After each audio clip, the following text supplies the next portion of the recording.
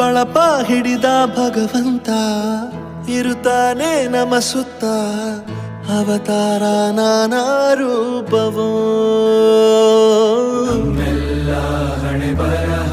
ತಿದ್ದಿ ಬರೆಯಲು ಕತ್ತಲೆಯಿಂದ ಬಂತ ನಮ್ಮ ಕೈಯ ಹಿಡಿಯುತ್ತ ಕರೆದೊಯ್ದ ಬೆಳಕು ತೋರಲು ಭಯವಾಗಿ ಗದರೋದು ನಮ್ಮ ಬೆಳೆಸಲು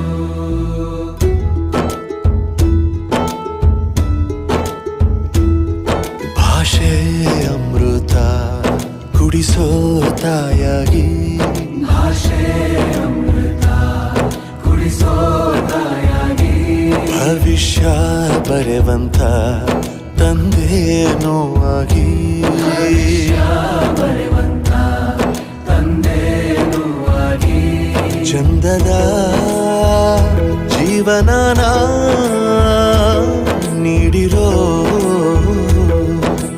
ಗುರುಗಳು ನಮ್ಮ ಗುರುಗಳು